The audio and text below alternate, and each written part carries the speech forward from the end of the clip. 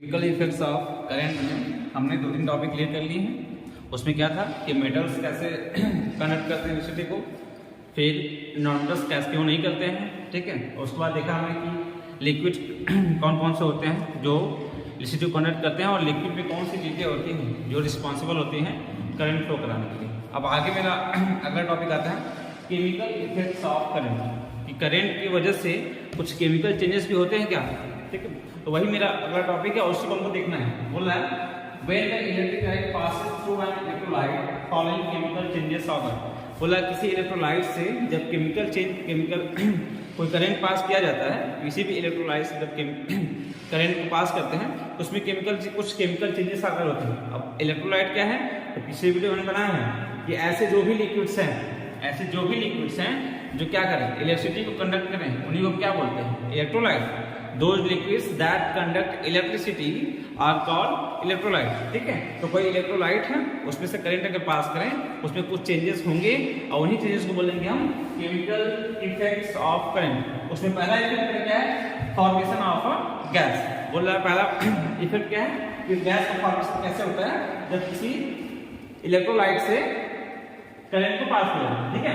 जैसे यहाँ देखो भाई, मेरा ये कोई ग्लास है, ग्लास के अंदर पानी लिया हमने, ठीक है।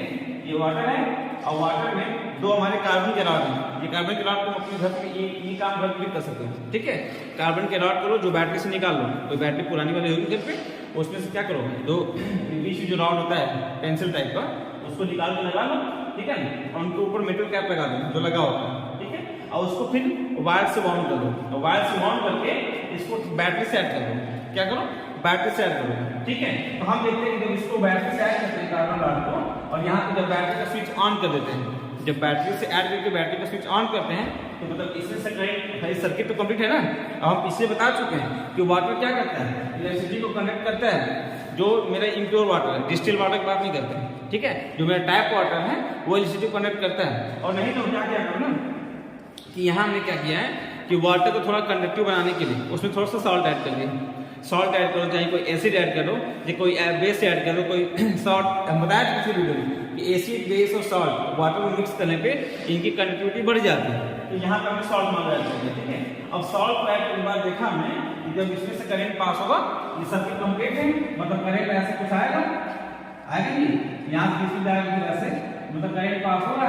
तो करंट पास होगा तो बोला कि कुछ समय बाद हम देखते हैं ये जो इलेक्ट्रोड्स हैं, मेरे कार्बन के इलेक्ट्रोड्स हैं, इनके बगल में बबल्स के फॉर्मेशन होते हैं, कुछ बबल फॉर्म करते हैं, मतलब बबल बुलबुल टाइप पानी के अंदर से बाहर आते हैं। तो हम देख रहे हैं ये चेंज कुछ हो रहा है, और ये चेंज किसकी वजह से हो रहा है कि पानी में क्या हम पास कर रहे हैं, करंट पास कर रहे हैं। इसको हम बोल सकते हैं कि ये क्या है, chemical effect of current.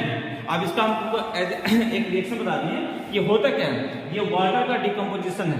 Water क्या है, डिकम्पोजिशन, मतलब वाटर क्या है, टूट रहा है। जैसे देखो ये वाटर मॉलिक्यूल है 2H2O, ठीक है।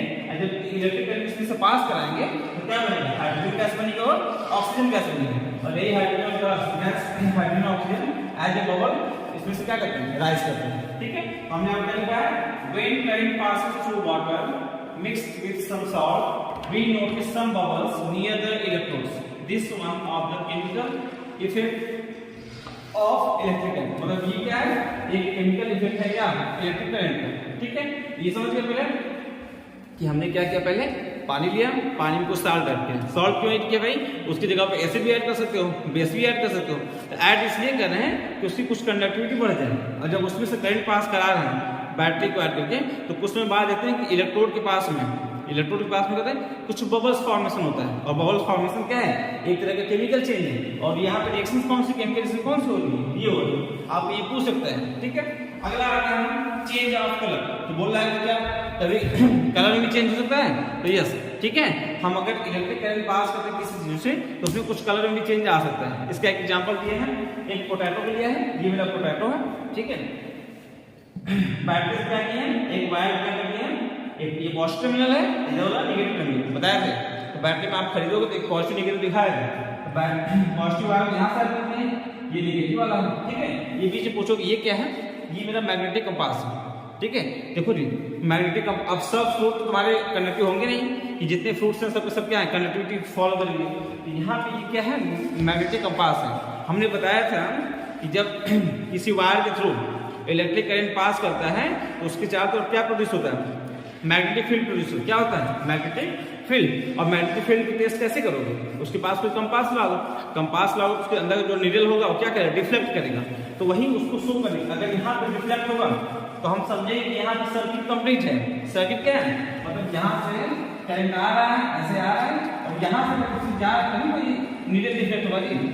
अगर ये कंडक्टिव नहीं होगा, ये पोटैटो अगर इलेक्ट्रिसिटी का कंडक्टर नहीं होगा तो क्या करेगा, इसमें से करंट जाएगा नहीं, तो यहाँ पे डिफ्लेक्शन नहीं आएगा, कंपास में डिफ्लेक्शन नहीं आएगा। लेकिन यहाँ पे अगर डिफ्लेक्शन आ रहा है, हम पोटैटो घर पे देखना ट्राई करना कि पोटैटो में से दो वायर को बैटरी के 2 इंच से ऐड करके पोटैटो में डिप कर दो, तो अगर उसके आसपास कंपास लाते हो, मैग्नेटिक कंपास, उसमें नीडल में डिफ्लेक्शन आती है, मतलब इसमें से करंट पास हो रहा है, क्योंकि तभी इसमें डिफ्लेक्शन आएगा, मैग्नेटिक फील्ड मतलब प्रोड्यूस होगा। तो देखते हैं कि जब इसके पॉजिटिव टर्मिनल को इसमें जोड़ते हैं और नेगेटिव ऐसे करके, तो कुछ समय बाद हम देखते हैं, हम आधे घंटे बाद देखते हैं कि एक जो पॉजिटिव टर्मिनल से जो इन जोड़ा गया है, पॉजिटिव टर्मिनल से जो इन जोड़ा गया है, वहां पे ग्रीनिश ब्लू कलर का कुछ स्पॉट आ रहा है। अब हम यहाँ पर आगे ब्लैकिंग को देखेंगे, लेकिन उसका कलर कैसा है, ग्रीनिश ब्लू, ठीक है, ग्रीनिश ब्लू। ये भी मतलब क्या है भाई, एक तरह का केमिकल चेंज है जो इलेक्ट्रिक करंट पास करने के चलते हुआ है। ये मेरा दूसरा एग्जांपल हो गया कि when current passes through a piece of potato, after some time we noticed that there was a greenish blue spot on potato around one wire, whereas there was no such spot around the other wire. मतलब एक spot पे तो है, लेकिन दूसरे spot में मेरा ये नहीं है मेरा, ठीक है। तो कहने का मतलब ये है कि यहाँ पे प्लस करके क्या होगा, केमिकल चेंज हो रहा है, ठीक है भाई, ये हो गया। अब आगे चलते हैं। अब देखो एक और चीज होता है कि फॉर्मेशन ऑफ मेटल, तो उसको तो हमको देखना है, इलेक्ट्रोप्लेटिंग पढ़ेंगे, इलेक्ट्रो रिफाइनिंग पढ़ेंगे, तो उसमें तो देखना है। ये दो तरह के चेंजेस है, इसको टॉपिक नोट करेंगे। आगे चलेंगे हम इलेक्ट्रोप्लेटिंग, इलेक्ट्रो रिफाइनिंग देखेंगे। केमिकल इफेक्ट ऑफ करंट में आगे हम देखते हैं इलेक्ट्रोलिसिस। इलेक्ट्रोलिसिस पीछे हमने देखा कि किसी इलेक्ट्रोलाइट से अगर करंट पास करा तो उसमें कुछ चेंजेस आते हैं, और इसी प्रोसेस को हम क्या बोलते हैं, इलेक्ट्रोलिसिस बोलते हैं, ठीक है। डेफिनेशन क्या बात करेंगे, the process in which an electrolyte undergoes a change on passing current through it is called electrolysis. मतलब किसी इलेक्ट्रोलाइट से करंट पास करा रहे हैं और उसमें से कुछ चेंज हो रहा है, तो उसी प्रोसेस को हम क्या बोलेंगे कि इलेक्ट्रोलिसिस है, ठीक है। अब बोल रहा है कि इस इलेक्ट्रोलिसिस में कुछ फायदा भी है, तो हाँ भाई उसके कुछ एप्लीकेशंस हैं। अब उसके क्या क्या एप्लीकेशंस हैं, तो एक एप्लीकेशन है इलेक्ट्रो रिफाइनिंग है, दूसरा एप्लीकेशन है इलेक्ट्रोप्लेटिंग है। इलेक्ट्रो रिफाइनिंग का मतलब किसी इम्प्योर चीज से प्योर चीज को निकालना बाहर, ठीक है। मतलब कोई इम्प्योर मेटल किसी अपने ओर्स के फॉर्म में है, ओर्स के फॉर्म मतलब कहीं से हम उसको पाए हैं, अब उसमें कुछ इम्प्योरिटीज भी हैं, तो उससे हम क्या करना है, हमको प्योर मेटल को उसमें से निकालना है, जैसे सोडियम है, पोटेशियम है, ऐसा कुछ भी, ठीक है।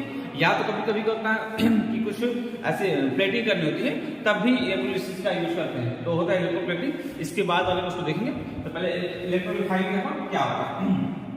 तो इसका डेफिनेशन क्या है, extraction of metals from their ores by means of electrolysis is called electro refining. मतलब इलेक्ट्रोलिसिस के थ्रू, मतलब इलेक्ट्रोलिसिस के प्रोसेस के थ्रू किसी इम्प्योर मेटल को प्योर करने के प्रोसेस को, मतलब इम्प्योर मेटल अपने ओर्स में है, ओर्स क्या होता है, उसी के कंपाउंड्स होते हैं जिसमें उसमें मेटल के साथ और भी एलिमेंट्स जुड़े होंगे, तो हमको मेटल्स को निकालना है उसमें से, तो उसी प्रोसेस को किसके थ्रू, इलेक्ट्रोलिसिस के थ्रू अलग करने के प्रोसेस को हम क्या बोलते हैं, इलेक्ट्रो रिफाइनिंग बोलते हैं, ठीक है। Extraction of metal from their ores by means of electrolysis, मतलब उसको एक्सट्रैक्ट करना मेटल्स को उसके ओर्स से, और किसके थ्रू, इलेक्ट्रोलिसिस के थ्रू। इस प्रोसेस को हम क्या बोलते हैं, इलेक्ट्रो रिफाइनिंग। इसका एक एग्जांपल हम आपको बुक में दिया है कि कॉपर का इलेक्ट्रो रिफाइनिंग कैसे करते हैं, ठीक है, कि कॉपर का इलेक्ट्रो रिफाइनिंग कैसे करते हैं। मतलब मान लो मेरे पास कोई ये मालूम है, ये मेरे पास कॉपर का ओर्स है, ठीक है, इसमें कॉपर भी है, जिंक भी है,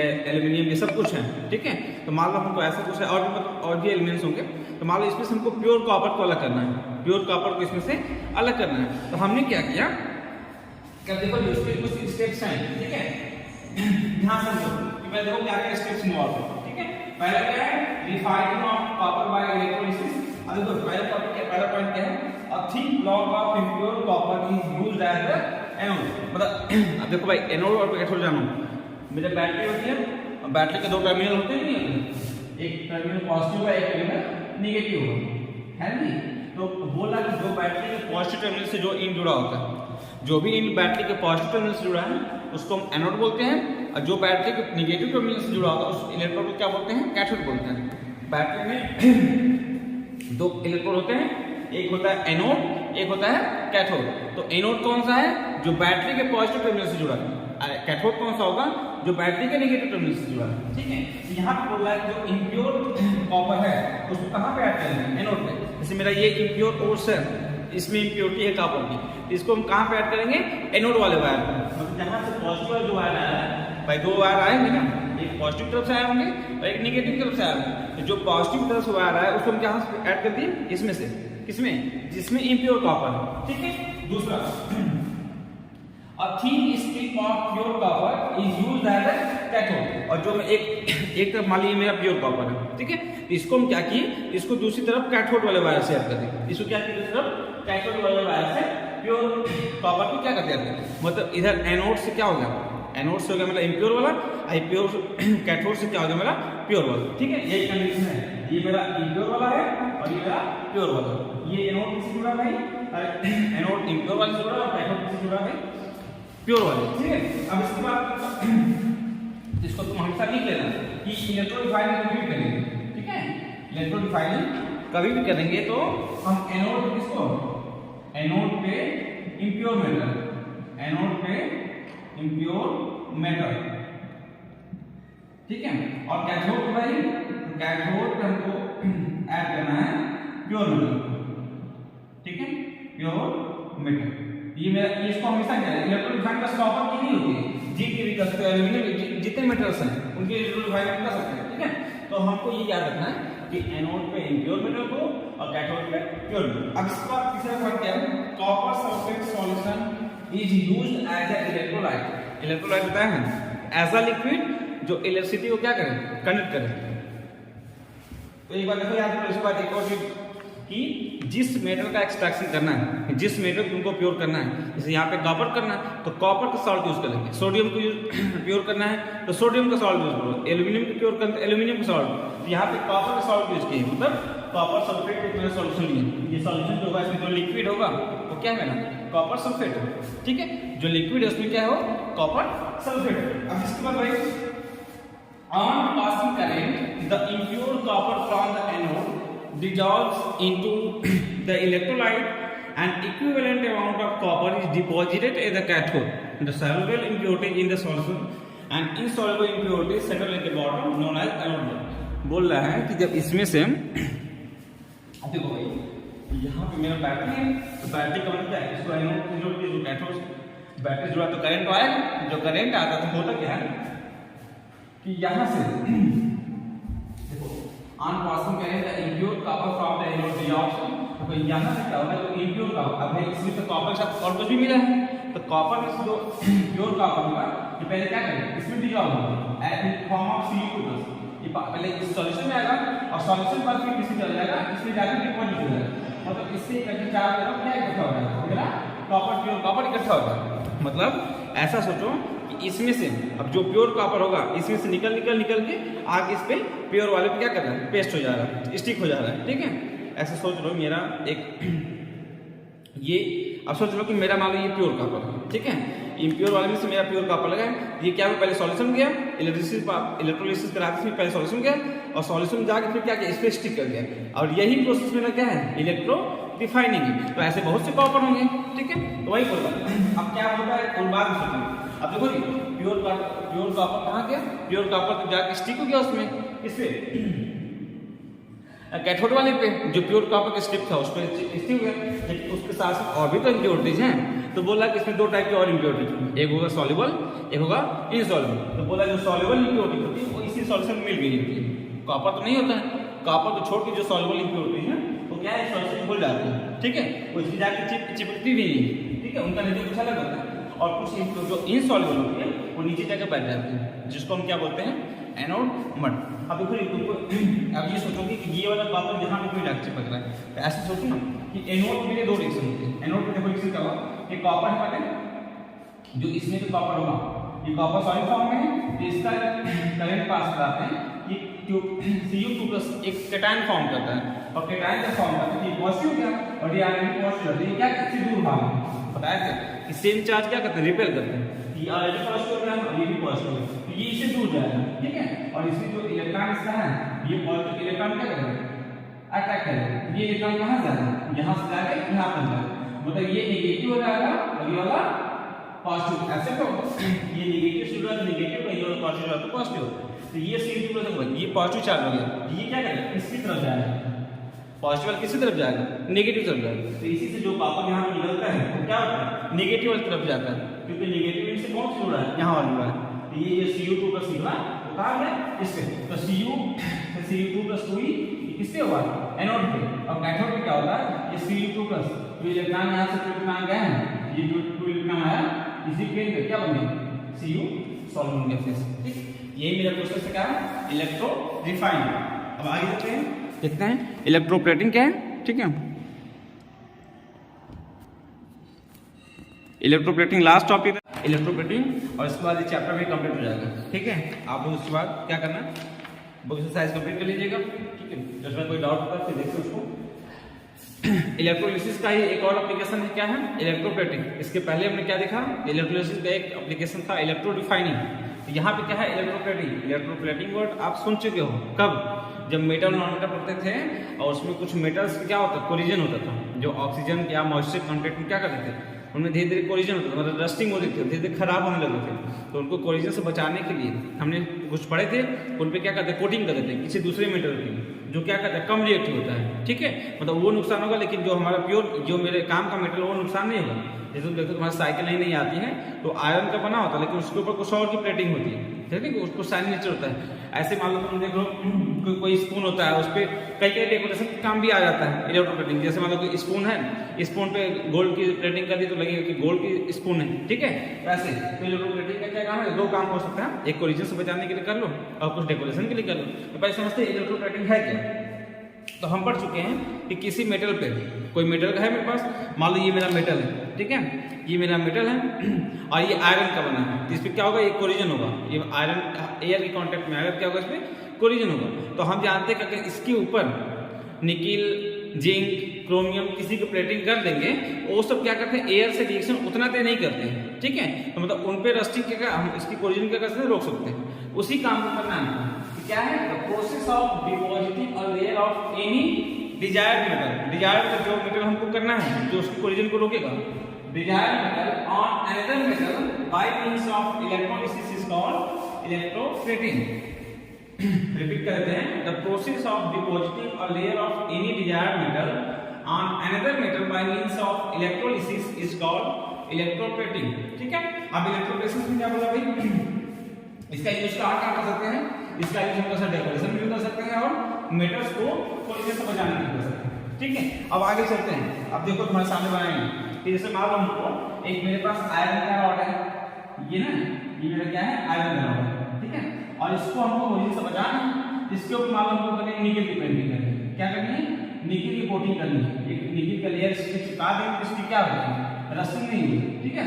मान लो हमको करनी है, तो हमने क्या किया, अब हम इलेक्ट्रो रिफाइनिंग में जो कॉन्सेप्ट था वही यहाँ पे यूज करेंगे कि जिसको चिपकाना है, जैसे मतलब अगर निकिल को करना है तो हमने उसमें याद रखा होगा कि जो प्योर कॉपर था वो इस पे था, मतलब यहाँ पे हम किसको रखेंगे, कैथोड पे किसको रखेंगे, आयरन को रखेंगे, किसको रखेंगे, आयरन को। ये मेरा क्या है, आयरन है, ये मेरा आयरन है। और एनोड पे किसको रखेंगे, जिसको लेके जाना है, इस पे से लेके जाएंगे, इस पे चिपकाएंगे। ये बात हमेशा ध्यान दो, ठीक है, कि जिस पे चिपकाना है उसको एनोड कैथोड पे और जिससे चिपकाना है उसको कैथोड पे, ऐसे समझ लो, याद रखिए। ये पॉजिटिव से जुड़ा है उसको एनोड बोलते हैं और जो नेगेटिव से जुड़ा है उसको क्या बोलते हैं, कैथोड। यहाँ पे बोलो कैथोड, ये क्या है भाई, आयरन है, और यहाँ पे क्या आ जाएगा, एनोड पे क्या है भाई, एनोड पे मेरा मान लो निकल है, क्योंकि निकल हम जानते हैं वो काम कर सकता है, ठीक है। यहाँ पे मान लो निकल है, ठीक है। अब देखो करते क्या, अब देखो एक इलेक्ट्रोलाइट हमने उसमें यूज किया था मेरे दोनों एनोड कैथोड दोनों हो गए, किसको ऐड करना है वो पता चल गया। अब इस बार इलेक्ट्रोलाइट लोगे तभी तो भाई यहाँ से यहाँ कैसे ऐड पहुंचेगा, तो हम क्या करेंगे, एक इलेक्ट्रोलाइट लेंगे, ठीक है, एक इलेक्ट्रोलाइट लेंगे। इलेक्ट्रोलाइट में बताया है क्या कि ऐसा सॉल्यूशन लेंगे जिसमें वो डिसॉल्व हो सके, तो हम इसका सॉल्यूशन लेंगे। मान लो हम यहाँ पे लेंगे निकल सल्फेट का सॉल्यूशन लेंगे, क्या लेंगे, nickel sulphate as electrolyte, nickel sulphate as electrolyte. तो निकिल सल्फेट क्या क्या है, हम एज इलेक्ट्रोलाइट लेंगे, ठीक है। अब होता क्या है, ध्यान देना भाई, देखो एक हमने एनोड पे किसको ऐड किया है, निकिल को, क्योंकि निकिल को लेके जाना है और आयरन पे चिपकाना है, ऐसा समझो। और कैथोड पे हमने किसको लिया है, आयरन को लिया है, जिस पे क्या करनी है, इलेक्ट्रोप्लेटिंग करनी है। अब इनको क्या करनी है, हम बैटरी से ऐड करते हैं, बैटरी जोड़ेंगे। जब इसमें से करंट जाएगा तो क्या होगा, वही वाले काम से इससे से जो निकिल है, निकिल क्या करेगा, निकिल Na2+, ठीक है।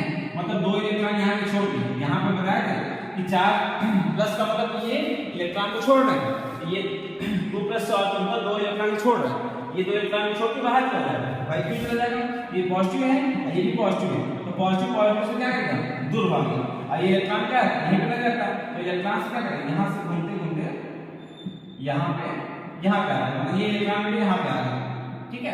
अब कहने का मतलब ये मेरा हो गया, ये वाला क्या होगा, नेगेटिव चार्ज है, ये मेरा क्या है, पॉजिटिव, तो पॉजिटिव क्या करेगा, यहाँ से जाकर नेगेटिव वाला चिपकेगा, ठीक है। तो ऐसे एक निकल का तो एटम होगा नहीं, इतने निकल के कैटायंस निकलेंगे, तो सब क्या करेंगे, ऐसे सॉल्यूशन जाएंगे और सॉल्यूशन में क्या करेंगे, इसमें जाएंगे, तो इसके बाद क्या होगा, इसमें उस निकल की क्या होगा, प्लेटिंग।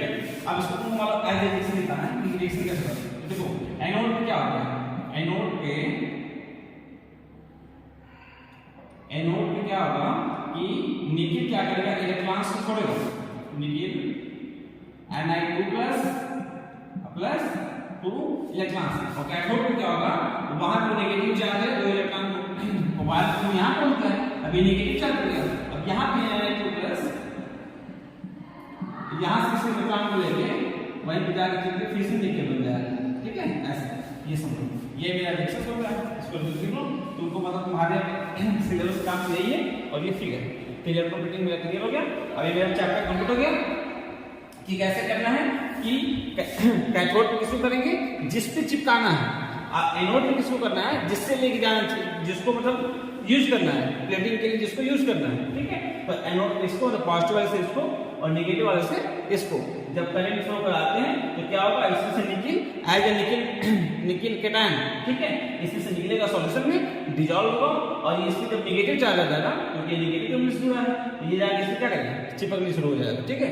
यही होता है, ये अपोजिट चार्ज अटैक करेंगे, उसी तरह क्या करेंगे, निकिल इससे ज्यादा चिपक जाएगा, और वही मेरे क्या हो जाएगा, निकिल की प्लेटिंग हो जाएगी आयरन के ऊपर। तो ऐसे किसी भी मेटल्स की दूसरे मेटल्स की प्लेटिंग करा सकते हैं। Thank you.